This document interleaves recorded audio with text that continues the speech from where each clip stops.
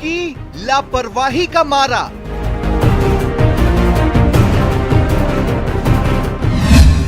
आपका सहारा रहा बेसहारा।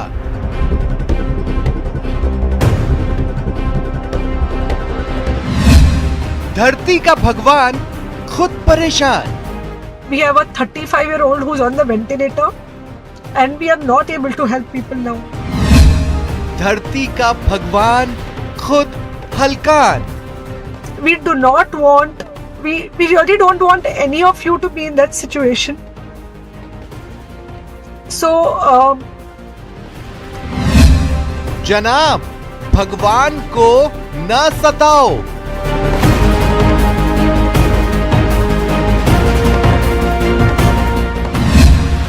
सुनो, समझो और संभल जाओ।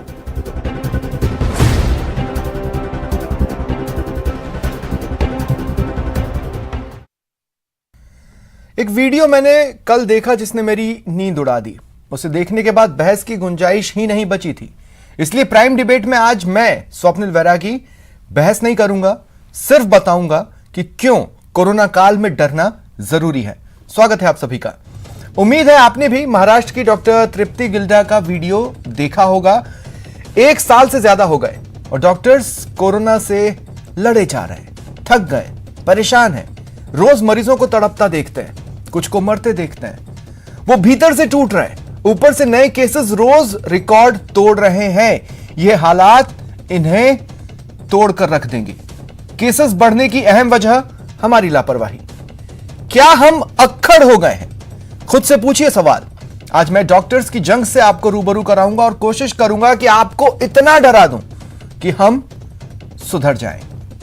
तो आज जो चर्चा करेंगे, हालांकि एक्सपीरियंसेस के आसपास रहेंगे, लेकिन फिर भी डिबेट के पैनल पर ये 3 सवाल मैं लेकर आया हूं। सवाल नंबर 1, अपने हालात तो आपने खुद सोचे, खूब सोचे।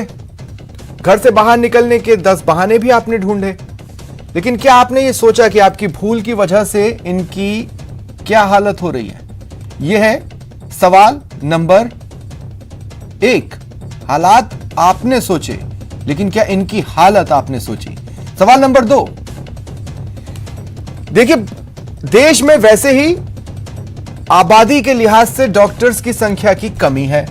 डॉक्टर्स लगातार अस्पतालों में अपनी ड्यूटी निभा रहे हैं। जैसे जैसे कोरोना केसेस बढ़ रहे हैं, डॉक्टर्स भी कोरोना की चपेट में आ रहे हैं। विश्वास मानिए, ऑक्सीजन कम है, बेड कम है। इन तमाम खबरों के बीच आप सोच कर देखिए, अगर इसी तरह केसेस बढ़ते रहे तो चिकित्सा व्यवस्था चरमरा जाएगी। तो ऐसे में हमें सावधान होने की जरूरत है, लेकिन हम नहीं हो रहे, तो हमें कब अकल आएगी? सवाल नंबर 3, अभी अनुशासन पखवाड़ा चल रहा है। कई जगहों पर मांग उठ रही है कि नहीं, इस तरह से सख्ती मत बरतो, इस तरह से मत करो। हमने कई राजनीतिक चेहरों को देखा पुलिस पर दबाव बनाते हुए कि ये आप क्यों कर रहे हो। सवाल सिर्फ इतना सा है कि अनुशासन अपनाने में हमारा क्या जाता है। एक बार इस महामारी से जंग पर विजय पा लीजिए, फिर जश्न ही जश्न है। तो अभी अनुशासन अपनाने में आखिर हमारा क्या जा रहा है? और इन सवालों के सीधे जवाब नहीं लूंगा। मैं इन सवालों के सीधे जवाब लूंगा ही नहीं। मेरी कोशिश सिर्फ यह है कि आज मेरे साथ जो गेस्ट पैनल जुड़ा है, उनके एक्सपीरियंसेस को सुनिए। इन सवालों के जवाब आपको अपने आप मिलेंगे। मेरे साथ डॉक्टर शुभ्रांशु जुड़ रहे हैं, जयपुर से, पल्मोनोलॉजिस्ट हैं। Doctor Arjun Singh assistant professor हैं ऑर्थोपेडिक विभाग बीकानेर के। मैं आप दोनों का स्वागत करता हूं। सबसे पहले तो मैं आपकी सेवाओं को सलाम करता हूं और साथ ही थैंक्स कहता हूं आपकी सर्विसेज के लिए। अपने दर्शकों को यह भी बता दूं कि लगातार कोविड के अगेंस्ट फाइट करने वाली जो फ्रंट वॉरियर्स की टीम है, ये दोनों चेहरे उसमें शुमार करते हैं। डॉक्टर शुभ्रांशु, माफ कीजिएगा, डॉक्टर रमेश जोशी और डॉक्टर अर्जुन सिंह मेरे साथ हैं। डॉक्टर रमेश जोशी अतिरिक्त अधीक्षक हैं एमबी हॉस्पिटल जयपुर के। डॉक्टर रमेश, आपका भी स्वागत है। डॉक्टर अर्जुन, आपका भी स्वागत है। डॉक्टर रमेश, आपसे शुरुआत करना चाहता हूं। देखिए, मेजॉरिटी में ना फिल्मों में जो देखते हैं लोग, उसी को सच मान लेते हैं। एक फिल्म आई मुन्ना भाई एमबीबीएस, उसमें एक डीन ये कहते हुए सुनाई दिए गए कि अगर आपके हाथ कांपेंगे, आप इमोशन में बह जाएंगे, तो आप ऑपरेशन नहीं कर पाएंगे। लोगों ने मान लिया शायद बिना इमोशन के ही ऑपरेशन होते हैं, लेकिन कल उस वीडियो ने बताया, डॉक्टर तृप्ति के वीडियो ने, कि इमोशंस तो डॉक्टर्स के भी हैं और वो बुरी तरह घिरे हुए हैं, बाहर आने को तत्पर हैं। डॉक्टर रमेश जी, स्वप्निल जी, आपने बिल्कुल सही कहा। हमारे डॉक्टर्स और हम लोग 6 घंटे नहीं, 8 घंटे नहीं, 10 घंटे नहीं, 15 घंटे, इवन कुछ डॉक्टर्स 20-20 घंटे लगातार काम कर रहे हैं। लेकिन हमारी मुसीबत यह है कि बीमार जो आता है उसके परिजन आते हैं, वो आकर के इलाज हमारे ऊपर थोपते हैं। इसके रेमडेसिविर लगा दीजिए, इसके ऑक्सीजन लगा दीजिए, इसको वेंटिलेटर पे ले लीजिए। वो आकर के पेशेंट के बेड के पास बैठना चाहते हैं, हमारे लाख मिन्नत करने के बावजूद भी वो को तैयार नहीं। अब हम इस कंडीशन में कैसे काम करें? हमारे हर छोटे मोटे काम के अंदर वो इंटरफेयर करते हैं और हमारी शिकायत बाहर करते हैं, हमारी शिकायत ऊपर तक करते हैं, और हम जो कहना चाहते हैं उनको वो उसको सुनने को तैयार नहीं, मानने को तैयार नहीं। क्या गुस्सा नहीं आता डॉक्टर कठिन रमेश? परिस्थितियों में जब क्या हम गुस्सा नहीं आता कि 1 साल से ज्यादा हो गए, जहां पर केसेस कम होकर न के बराबर पर आने चाहिए थे वो बढ़कर 3 लाख को पार कर गए देश में? क्या गुस्सा नहीं आता? आता है तो उसे कैसे जज्ब करते हैं? गुस्सा आता है स्वप्निल जी, आपने बिल्कुल सही कहा।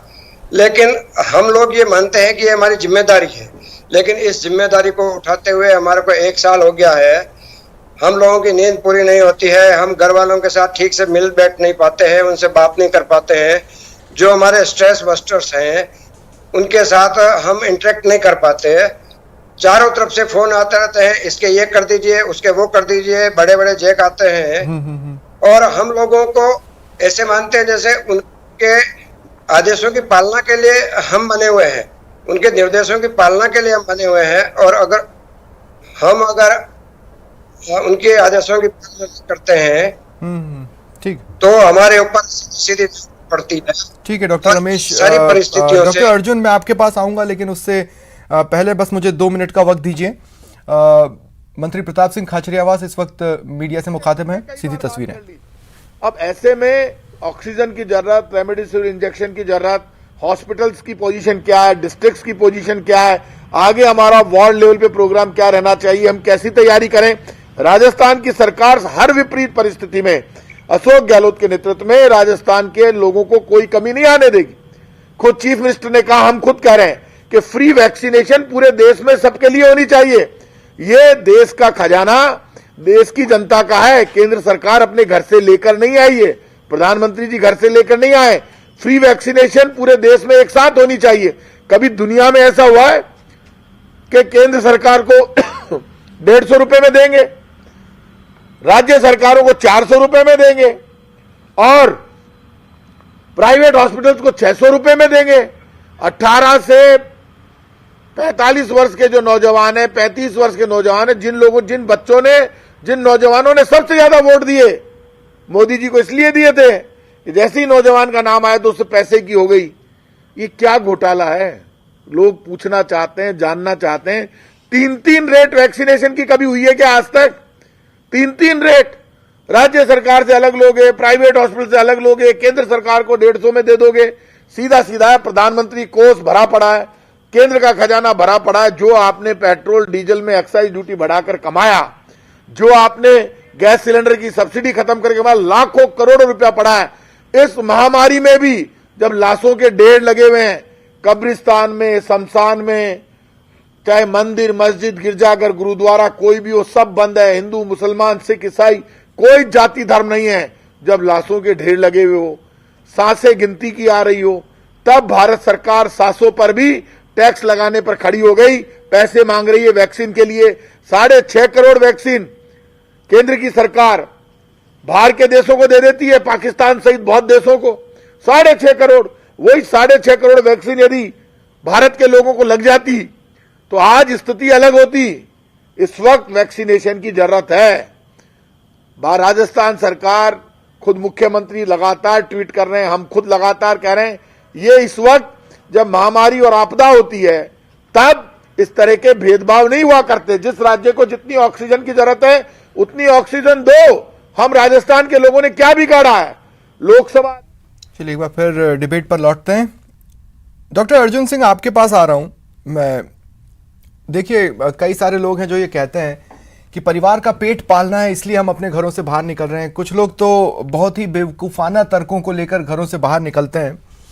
मैं चाहता हूं डॉक्टर अर्जुन, एक बार बताएं आप, ये कोरोना से जंग की वजह से डॉक्टर्स के खाने पीने का समय बदल चुका होगा, फैमिली टाइम का क्या होता है?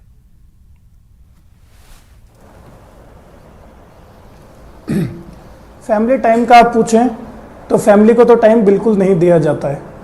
यहाँ पर हमें सुबह अगर 6 घंटे की ड्यूटी करने जानी है, किसी को 8 घंटे ड्यूटी करने जानी है। जो रेजिडेंट हैं, जो अगर साउथ का रेजिडेंट जो नॉर्थ के अंदर काम कर रहा है, वो पिछले 1 साल से अपने घर नहीं गए, उसको छुट्टी नहीं मिली है, और उसके साथ साथ उसकी जो जिस पढ़ाई के लिए वो आया है वो पढ़ाई भी नहीं पूरी हो पा रही है। तो फैमिली टाइम तो आप छोड़िए, फिर भी लोग इतनी बेवकूफ़ी करते हैं या अब नादानी करते हैं, आप मैं बोलना चाहूँगा कि वो आके डॉक्टर के ऊपर गुस्सा करते हैं कि आप इनको दवाई नहीं लगा रहे हैं या आप इनको नहीं सही नहीं कर रहे हैं। ये एक जंग है, हमें इस जंग को जीतना है। इस जंग को जीतने के लिए फैमिली टाइम हमें सब भूलना पड़ेगा, ये हमारी जिम्मेवारी है। एक मानसिक वेदना भी तो होगी, मेरे हिसाब मेंटल से स्टेट भी तो होगा। आखिर क्या कारण है कि डॉक्टर तृप्ति के आंसू निकल आए जब उनको ये महसूस हुआ कि हमारे पास एक ऐसा पेशेंट आया जिसकी एज 35 की, और हम उसको बचाने के लिए लाखों हाथ पैर चला रहे हैं, लेकिन कहीं से कोई रास्ता नहीं निकल पा रहा, हम उसे नहीं बचा पा रहे हैं। ये सवाल अंदर तक इतना गहरा चुभा होगा जिसकी वजह से डॉक्टर तृप्ति रोई। तो मेंटल स्टेट क्या है? क्या ये जंग आप अभी 2 साल और खींच सकते हैं? क्योंकि लोग तो सुधर नहीं रहे। आपने सही कहा था बेवकूफी, बाद में आपने नादानी कह दिया। मैं बेवकूफी शब्द पे ही रुकूंगा। बिल्कुल सर, ये उदाहरण एक है। मैंने 18 साल के लड़के को मेरे आंखों के सामने जाते हुए देखा है, और उसका कारण कुछ नहीं, वो बस बाहर पार्टी करने के लिए गया था। आप सोचिए, जब बताया गया है प्रोटोकॉल फॉलो करने हैं, मास्क लगाने हैं, 2 गज की दूरी बना के रखनी है, आपको अपने बेफिजूल कहीं घूमने नहीं जाना है, वो फिर भी पार्टी करने के लिए गया और 18 साल की उसने अपनी जान गंवा दी है। आप खुद की सोचिए, अपने परिवार की सोचिए, और उसके हिसाब से डॉक्टर्स की सोचिए। जो डॉक्टर्स पिछले 1 साल से लगे हुए हैं, तो वो अब तो उनका हिम्मत टूटेगी ना। अगर ये वो हिम्मत भी अगर हम और अगर खींच लें तो वो हमारे ऊपर वो है साहब। बिल्कुल, कितना खींचा जा सकता है। डॉक्टर शुभ्रांशु पल्मोनोलॉजिस्ट हैं, जयपुर से मेरे साथ जुड़ रहे हैं। डॉक्टर शुभ्रांशु, आपका भी स्वागत करता हूं। मैं आपको भी सबसे पहले तो सलाम करता हूं और साथ ही थैंक्स कहना चाहता हूं देश के बिहाफ पर कि आप लोग फ्रंटलाइन वॉरियर्स के तौर पर लगातार डटे हुए हैं। शायद ही किसी ने सोचा इस वीडियो से पहले तक कि डॉक्टर्स पर क्या बीत रही होगी, लेकिन अब जब मैं सोच रहा हूं तो खाने पीने का समय मिल रहा है, नहीं मिल रहा है, सोने का समय मिल रहा है, नहीं मिल रहा है, अपने पेरेंट्स को, वाइफ को, बच्चों को समय देने का समय मिल रहा है, नहीं मिल रहा है, मेंटली अब असर पड़ रहा है डॉक्टर्स की सेहत पर भी, और ज़्यादा लंबा डॉक्टर्स भी नहीं खींच पाएंगे। ऐसा ना हो कि देश को संभालते संभालते साइकेट्रिस्ट या साइकोलॉजिस्ट की ज़रूरत पड़नी शुरू हो जाए।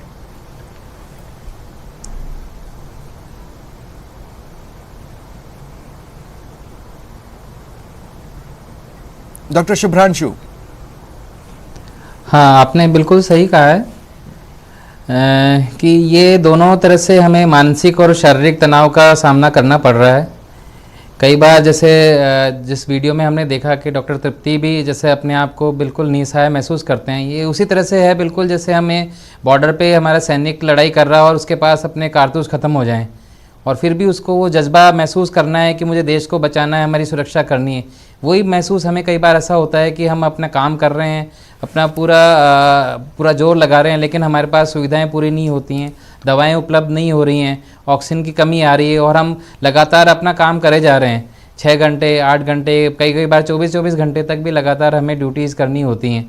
उसके बाद हमें न तो खाने का कुछ पता है, न पीने का पता है, क्योंकि अब बार बार हम एक किट हमारी उतार नहीं सकते, हम लगातार हमें लगा के रखनी होती है। तो कई बार 4-6 घंटे 8-8 घंटे हमें लग जाते हैं कि हम पानी तक भी हम नहीं पीते हैं। उस किट में लगातार रहना कितना मुश्किल होता है?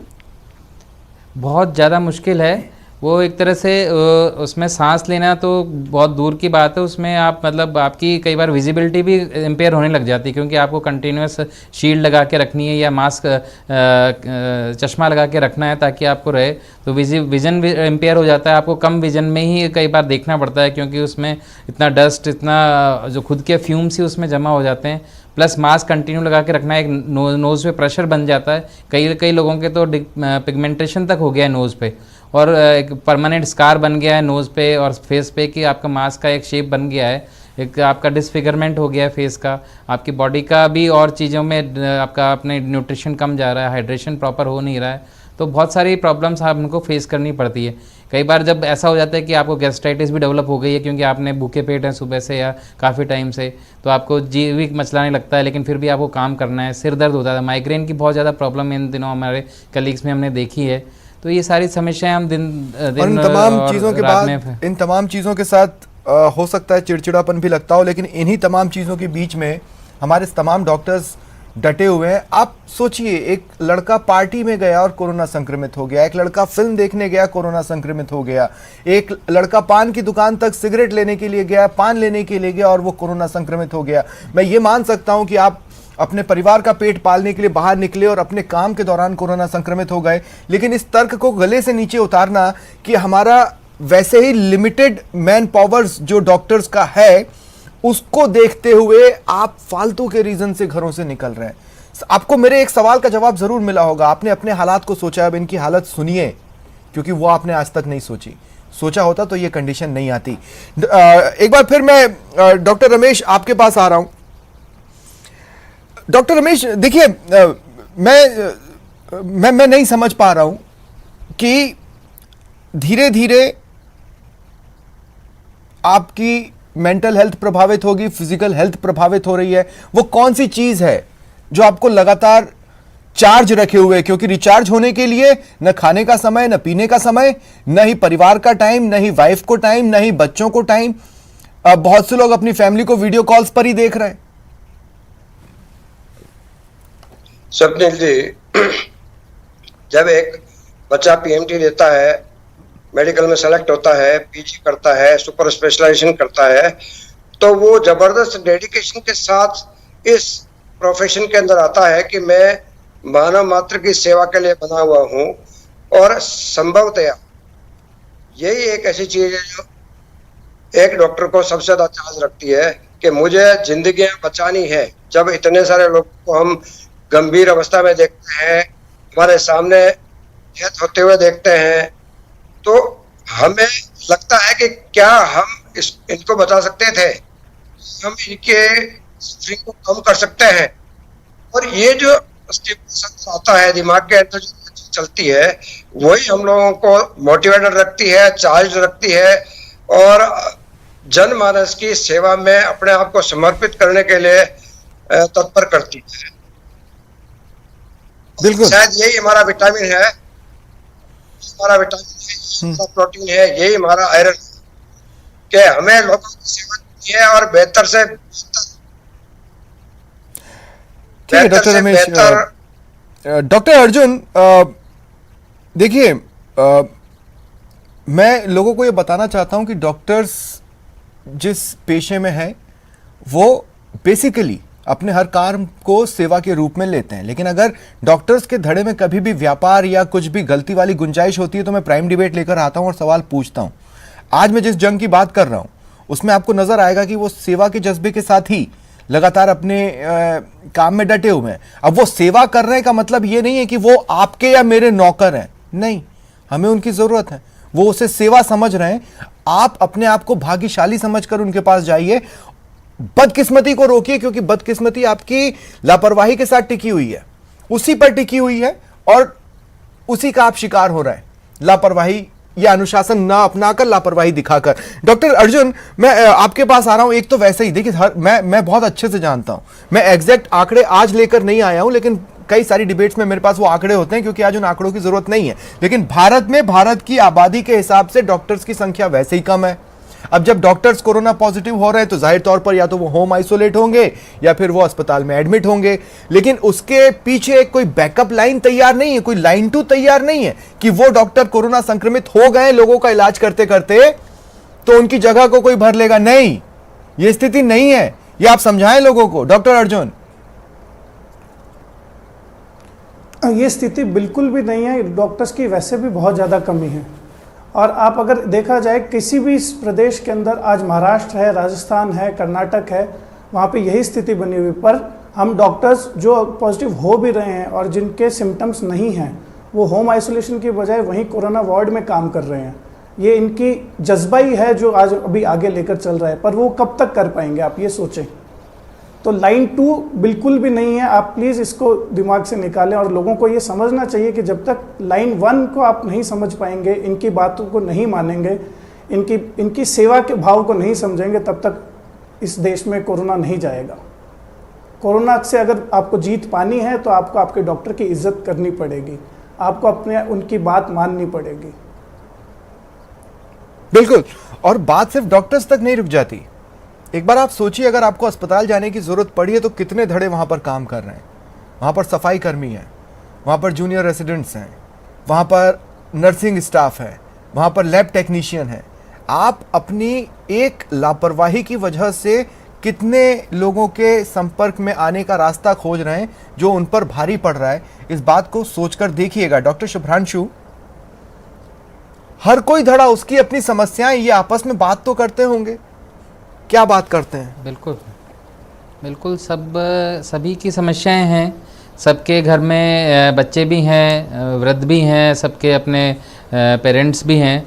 सबको उनकी चिंता सताती रहती है, सब उनके संपर्क में। मैं खुद ही अपने पेरेंट्स से कई बार नहीं मिल पाता हूँ, मिलने की इच्छा भी करती है तो मैं उनसे दूर बना के रखना चाहता हूँ, कहीं मैं इन्फेक्शन उनको नहीं दे दूँ गलती से भी। और कई बार ऐसा होता है कि हमारे जो सहायक कर्मी हैं, जैसे आपने बताया सफाई कर्मी हैं, गार्ड्स हैं, वो लोग कंटिन्यूस ड्यूटी कर रहे होते हैं पीछे, कई बार उनको बीमार भी हो जाते हैं, लेकिन उनके तो घर में वो अकेले ही कमाने वाले हैं, तो उनके लिए बड़ी समस्या हो जाती है कि क्योंकि वो तो बिल्कुल ही डे टू डे बेसिस पे, अपने डेली बेसिस पे काम कर रहे होते हैं, तो उनकी ये समस्याएं सुन के कई बार हमें बड़ा अफसोस होता है। लगता है कि यदि ये इनको घर में किसी को संक्रमण हो गया तो फिर इनके आगे घर में आगे फैमिली को क्या होगा। तो ये सोच करके हमें बड़ा अफसोस होता है। हमें लगता है कि ये सभी की जिम्मेदारी है कि इस बीमारी को रोकें, ताकि ये जो हमारे चिकित्सा कर्मी हैं। एक बार फिर डॉक्टर शुभ्रांशु, डॉक्टर अर्जुन और डॉक्टर रमेश, आप लोगों को सलाम करता हूं और आपको थैंक्स कहता हूं, और साथ ही मैं अपने दर्शकों को भी कहना चाहता हूं कि देखिए, मैंने आपसे कहा था ना, आज डिबेट में बहस की गुंजाइश नहीं है, इसलिए मैं बहस नहीं करूंगा। सिर्फ आपके सामने डॉक्टर्स की कहानी लेकर आऊंगा, जिससे आपको ये पता चलेगा कि जो आप कर रहे हैं या जो मैं कर रहा हूं, जो हम कर रहे हैं, वो गलत कर रहे हैं। हमें भी सुधरने की ज़रूरत है। वो जो आंसू थे वो हमें क्या सबक दे रहे हैं, जानने के लिए उन आंसुओं से एक बार रूबरू हुई है। इसलिए प्राइम डिबेट मैं यहीं ख़त्म करता हूं उस वीडियो के साथ जो आपको आंसुओं में छिपा सबक सिखाएगा। जैसे आपको सबको पता है कि बॉम्बे की हालत तो बहुत ख़राब है, और धीरे धीरे बहुत सारे शहरों की और बहुत सारे स्टेट्स, इवन टाउन्स की हालत ख़राब होते जा रही है। बॉम्बे की हालत तो इतनी ख़राब है कि हमारे हॉस्पिटल्स में आईसीयू बेड्स वेटिंग पे है, पेशेंट्स के लिए बेड्स नहीं है। It's a very very helpless, यानी मुझे इतना हेल्पलेस और लाचार कभी फील नहीं हुआ है। We have to literally manage patients at home with oxygen, and this is not something we are enjoying. So I really want all of you to follow a few things that I really am requesting you to follow. First, आप लोग please safe रहो। अगर आपको लग रहा है कि आपको 1 साल से